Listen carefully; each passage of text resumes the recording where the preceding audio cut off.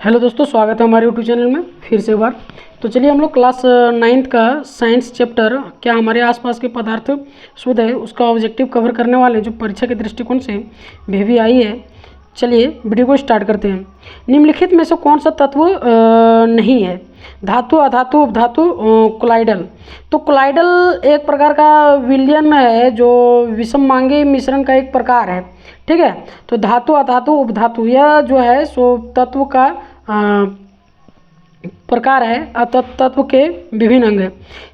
निम्नलिखित में से शुद्ध पदार्थ नहीं है कौन? सोडियम, सावित जल, कार्बन डाइऑक्साइड, गंगा जल। तो आप समझिए शुद्ध पदार्थ हुआ है जो वैसे पदार्थ जो दो या दो से अधिक पदार्थ के मेल से बनते वो अशुद्ध पदार्थ है। वे वैसे पदार्थ जो खुद या कम से कम एक दूसरे से मिल के बनाओ उसको शुद्ध पदार्थ कहा जाता है। ठीक है, तो जैसे कि एग्जाम्पल में हो जाएगा गंगा जल। अगला है निम्नलिखित में से शुद्ध पदार्थ कौन है?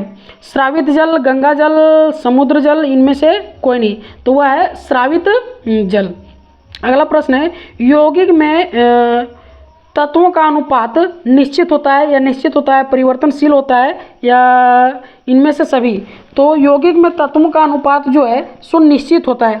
ठीक है, अगला प्रश्न है परिक्षिप्त प्रावस्था एवं परिक्षेपण माध्यम से मिलकर बने विलयन को कहा जाता है? संतृप्त विलयन, असंतृप्त विलयन, अतिसंतृप्त विलयन या कोलाइडल विलयन? तो उसको कोलाइडल विलयन कहा जाता है। निम्न में से कौन शुद्ध पदार्थ है? दूध, रक्त, जल, मिश्र धातु। तो वह है जल। निम्नलिखित में से कौन अशुद्ध पदार्थ है? अशुद्ध पदार्थ वायु। ठीक है, वायु में जो है सो बहुत सारा पदार्थ आ जाता है, जैसे कि नाइट्रोजन भी आ जाता है, कार्बन डाइऑक्साइड भी आ जाता है, ऑक्सीजन तो है ही। ठीक है, तो दो से अधिक हो जाता है। निम्नलिखित में से कौन विलयन है? ठीक है, सावन विलयन, लवण विलयन या फिर चौक मिश्रण या फिर स्टार्च विलयन? तो वह है स्टार्च विलयन जो है सो नहीं हो सकता है, चौक जल मिश्रण नहीं हो सकता है, साबुन विलयन नहीं हो सकता है, लवण विलयन हो सकता है। ठीक है, निम्न में कौन निलंबन है? चीनी विलयन, सोडा जल, मट मेला जल, साबुन जल। तो वह है मट मेला जल। ठीक है, निलंबन क्या है? निलंबन वह है जो जिसको हम क्या कर सकते हैं, धूलकण जिसमें उड़ते रहता है, जिसको हिला देने के बाद धूलकण उड़ते रहेगा, पार्टिकल को अलग किया जा सकता है, निलंबन कहलाता है। निम्नलिखित में कौन कोलाइडल है? चीनी का शरबत या फिर पीतल या फिर धुआं या फिर गोंद? तो आंसर हो जाएगा गोंद। अगला है निम्नलिखित में कौन तत्व है?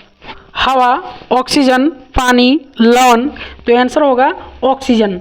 ठीक है, अगला है निम्नलिखित में कौन यौगिक है? वायु, ऑक्सीजन, तांचा या फिर नमक? तो आंसर हो जाएगा नमक। अगला प्रश्न है निम्नलिखित में अधातु कौन है? जर्मेनियम, सेलेनियम, आयोडीन या टाइटेनियम? तो इसका आंसर होगा आयोडीन। ठीक है, आयोडीन एक ऐसा उपधातु है जो कि धातु का गुण रखता है, जो एक गुण है धातु में चमकती है, लेकिन आयोडीन भी चमकती है। अगला प्रश्न है तत्व के सूक्ष्मतम कण को क्या कहते हैं? तत्व के सूक्ष्मतम कण को परमाणु कहते हैं। अगला प्रश्न है एक से अधिक तत्वों के संयोग से बनता है उसे यौगिक कहते हैं। अगला प्रश्न है नमक तथा अमोनियम क्लोराइड के मिश्रण को पृथक किया जाता है किसके द्वारा?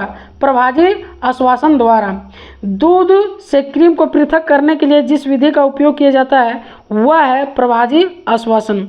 रंग वाले घटक डाई को नीले अथवा काले रंग स्याही को पृथक किया जाता है, मतलब अलग किया जा सकता है किसके कारण? वाष्पीकरण के द्वारा। अगला है दो अघुलनशील द्रवों के मिश्रण को पृथक किया जा सकता है किसकी? पृथककारी कोप के द्वारा। अगला प्रश्न है काली स्याही में उपस्थित डाई को पृथक किया जाता है किसके द्वारा? क्रोमेटोग्राफी विधि द्वारा। अगला है दो घुलनशील द्रवों के मिश्रण को पृथक किया जा सकता है किसके द्वारा? सरल आश्वासन द्वारा। अगला प्रश्न है निम्न में कौन शुद्ध पदार्थ है? आयोडावंद नमक या फिर ग्लूकोज या शुद्ध घी या शुद्ध दूध। तो आंसर हो जाएगा ग्लूकोज। अगला प्रश्न है, वैसे पदार्थ को शुद्ध पदार्थ कहते हैं जिनमें सभी कण क्या हो, समान हो। ठीक है। अगला प्रश्न है, विभिन्न प्रकार कणों से निर्मित पदार्थ को क्या कहते हैं, यौगिक कहते हैं। अगला प्रश्न है, निम्न में कौन मिश्रण नहीं है, कोलाइडल, विलयन, मिश्र धातु। आंसर होगा कार्बन डाइऑक्साइड। ठीक है। चलिए, निम्न में यौगिक को चुनना है। जल, पीतल होना चाहिए यहाँ, तोला या फिर क्लोरीन गैस, तो वह है जल। अगला प्रश्न है, दो या दो से अधिक तत्वों के संयोग से निर्मित को यौगिक कहते हैं। दो या दो से अधिक तत्वों के संयोग से निर्मित चीज़ों को क्या कहते हैं, यौगिक कहते हैं। मिश्रण दो प्रकार के होते हैं, सही उनको चुने, समंग और असमंग, सरल, जटिल, ठोस, द्रव, इनमें से कोई। तो मिश्रण दो प्रकार के होते हैं, सममांगी मिश्रण और असममांगी मिश्रण। उसी को शॉर्ट में लिखा है समंग और असमंग। सही कथन को चुने या कवन लिखा गया है। ठीक है। समंग मिश्रण में एक ही प्रवस्था होती है, जैसे कोलाइडल। विषमांगी मिश्रण में दो प्रवस्थाएं होती है, जैसे निलंबन। समंग मिश्रण सेक्स तत्वों से निर्मित होती है। विषमांग मिश्रण यौगिक किससे निर्मित होती है। ऑप्शन नंबर जो है सुब्बी हो जाएगी। विषमांग मिश्रण में दो प्रवस्थाएं होती है, जैसे निलंबन, और इसमें एक और होता है कोलाइडल। इसके में जैसे में आ जाएगा, लेकिन वह कोलाइडल ऊपर में दे दिया, जो कि समंग में नहीं होती है, गलत है। ठीक है। अगला प्रश्न है, तत्व। सरलतम पदार्थ समान परमाणुओं से निर्मित होते हैं। ये और बी दोनों सही है, ये और बी दोनों गलत है। तो ऑप्शन नंबर सी हो जाएगा, ये और बी दोनों सही है। अगला प्रश्न है, निम्नलिखित तत्व कौन है, नमक, हया, सोना, चीनी। तो आंसर होगा सोना। अगला प्रश्न है, दो या दो से अधिक घुलनशील द्रवों जिनके शोषणांक का अंतर 25 केल्विन से कम होता है, मिश्रण को पृथक किया जाता है किसके द्वारा, प्रवाजी आश्वासन द्वारा। अगला प्रश्न है, वायु के घटक जैसे को गैसों को पृथक करने के लिए द्रवित वायु का क्या करते हैं, प्रवाजी आश्वासन। अगला प्रश्न है, निम्नलिखित में कोलाइडल कौन है। तो निम्नलिखित में कोलाइडल बादल है। अगला प्रश्न है, निम्नलिखित में कौन ऊर्ध्वपातित नहीं होता है, ऊर्ध्वपातित नहीं होता वह है गंधक। ठीक है। अगला प्रश्न है, निम्नलिखित में कौन भौतिक परिवर्तन है, पेड़ काटना, लकड़ी जलाना, लोहे में जंग लगना,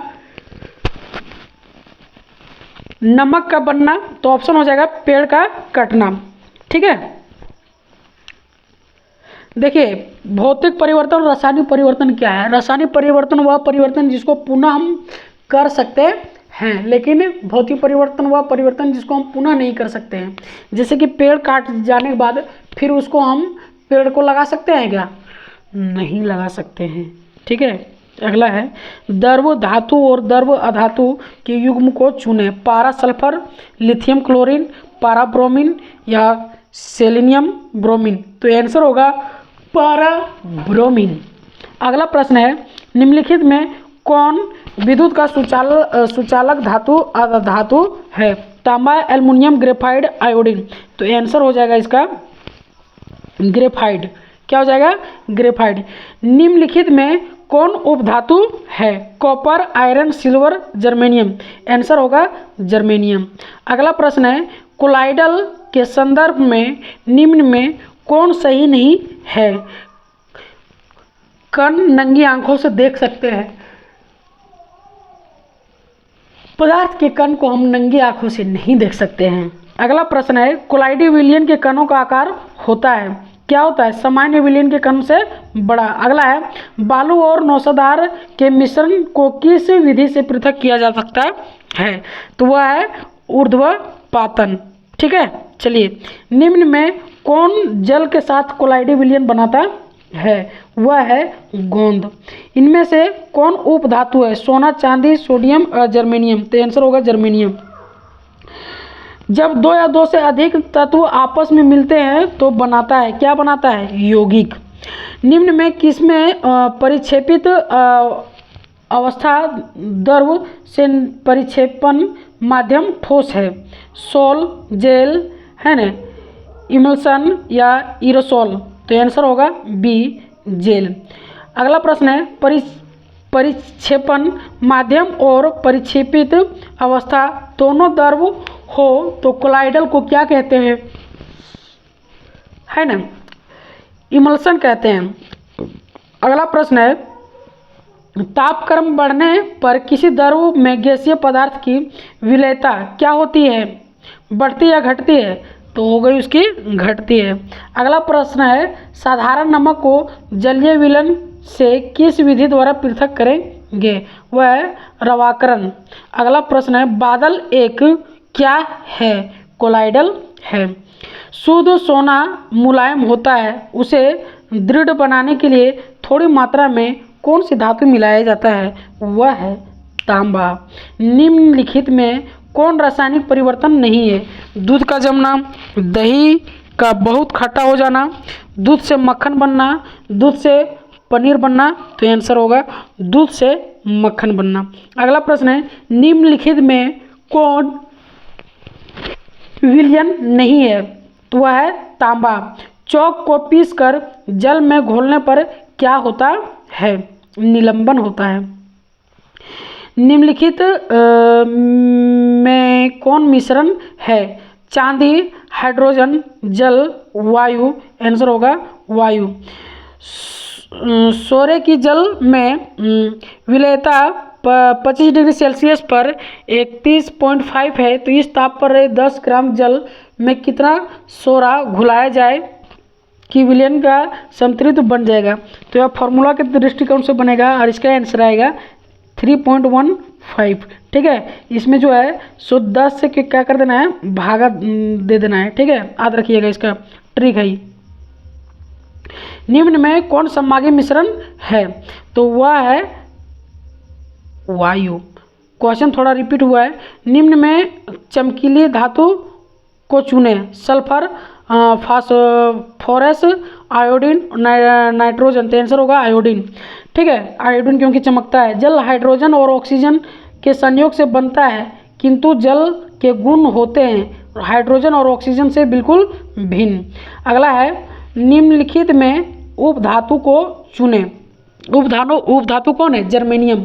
क्वेश्चन पहले भी अटेंड कर चुके हैं। निम्न में कौन मिश्र धातु नहीं है? चांदी। अगला प्रश्न है निम्न में कौन मिश्रण है? वह है पीतल। निम्न में कौन सही नहीं है? ठीक है, वह है गर्म करने पर यौगिक अपने तत्व में विघटित हो जाते हैं। निम्न में कौन मिश्रण नहीं है? चीनी। अगला प्रश्न है निम्न में कौन यौगिक है? वह है कार्बन डाइऑक्साइड।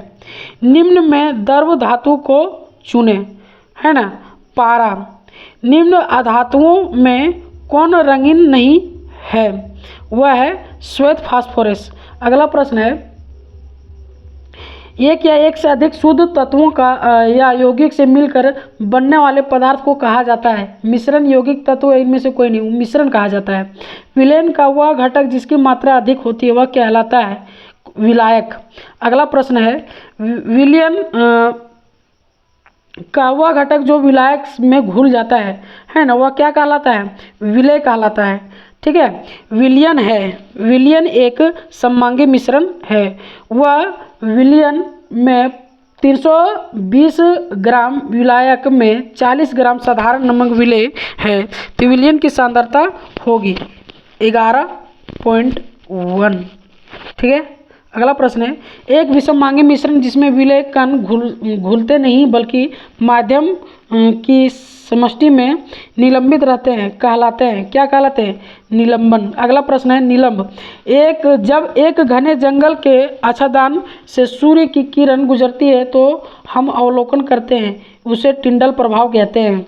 अगला प्रश्न है निम्नलिखित में कौन टिंडल प्रभाव का प्रदर्शन करता है? स्टार्च का विलयन। निम्नलिखित में मिश्रण का विलयन है कौन? Soda water. अगला है खड़िया है मिश्रण तत्व यौगिक या उपधातु, तो वह है यौगिक। अगला है रेत के सूक्ष्म कणों का जल में मिश्रण निम्नलिखित में किसके उदाहरण है? निलंबन के। कोलाइडी विलयन में कणों का टेढ़े मेढ़े मार्गों में गमन करती है, क्या कहलाती है? ब्राउनी गति कहलाती है। निम्न में कौन शुद्ध पदार्थ नहीं है ना? दूध।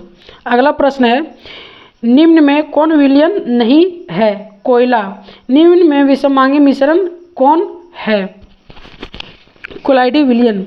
निम्न में कौन शुद्ध पदार्थ है? जल। निम्न में कौन धातु नहीं है? आयोडीन। निम्न में तत्व कौन है? हीरा। सही कथन को चुने। हवा और बारूद मिश्रण है, ठीक है। जल और पारा तत्व है, तो पारा तत्व है लेकिन जल तत्व नहीं है, जल यौगिक है। स्टील और सल्फर यौगिक है, बिल्कुल नहीं। समुद्र जल और दूध कोलाइडल है, नहीं। ऑप्शन नंबर ये हो जाएगा। निम्न में कौन विलयन नहीं है ना? ग्रेफाइट। अगला है निम्नलिखित में कौन टिंडल प्रभाव दर्शाता है? स्टार्च का घोल। निम्नलिखित में कौन मिश्रण नहीं है? जल। निम्नलिखित में कौन रासायनिक परिवर्तन है? इसको हम करवा चुके हैं। किसी मिश्रण में क्या होता है? दो या दो से अधिक तत्व हो सकते हैं, दो तत्व एक यौगिक हो सकते हैं, दो या दो से अधिक सभी हो सकते हैं। कोलाइडी विलयन एक विषमांगी मिश्रण है। निम्नलिखित में कौन रासायनिक परिवर्तन है? लोहे में जंग लगना। निम्नलिखित में कौन सही है? संगमरमर एक यौगिक है। निम्न में कौन रासायनिक परिवर्तन है? लोहे में जंग लगना, बर्फ का पिघलना, पानी का उबलना, सोने का गहना बनाना। निम्नलिखित में कौन भौतिक परिवर्तन नहीं है? तो वह है मोमबत्ती का जलना। निम्न में कौन रासायनिक परिवर्तन है? दूध का जमना, पानी का जमना, नमक का फूलना। यानी ऑप्शन नंबर ए हो जाएगा, दूध का जमना। कोलाइडी विलयन के संदर्भ में निम्न में कौन सा सही कथन है? सही है, समंगी मिश्रण होती है, ठीक है। अगला है कॉपर सल्फेट के अशुद्ध नमूने को किस विधि से शुद्ध करते हैं? रवाकरण। निम्न में कौन भौतिक परिवर्तन है? जल से भाप बनना। निम्नलिखित में कौन तत्व है? पीतल नहीं। ऑप्शन हो जाएगा आस्किर्नियम। अगला प्रश्न है निम्नलिखित में कौन तत्व नहीं है? वह है कागज। निम्नलिखित में कौन यौगिक है? संगमरमर। निम्नलिखित में कौन धातु है? हो जाएगा आयरन। निम्नलिखित में कौन मिश्रण है? ठीक है, बताइए जल्दी कमेंट करके। अगला प्रश्न निम्न में कौन रासायनिक परिवर्तन है? शुद्ध दूध का जमना। कोलाइडी विलयन के संदर्भ में निम्न में कौन सा कथन सही है? और समंग होता है। अगला प्रश्न है कॉपर सल्फेट के अशुद्ध नमूने को किस विधि से शुद्ध करते हैं? वह है रवाकरण। तो यह था कुछ इंपॉर्टेंट VVI क्वेश्चन इस चैप्टर का। मिलते हैं नेक्स्ट वीडियो में। जय हिंद, वंदे मातरम। और अगर आपको यह वीडियो अच्छा लगा हो तो अपने दोस्तों, अपने सहेला और सहेलियों के साथ ज़रूर शेयर कीजिएगा और कमेंट करना नहीं भूलिएगा। मिलते हैं नेक्स्ट वीडियो में। जय हिंद।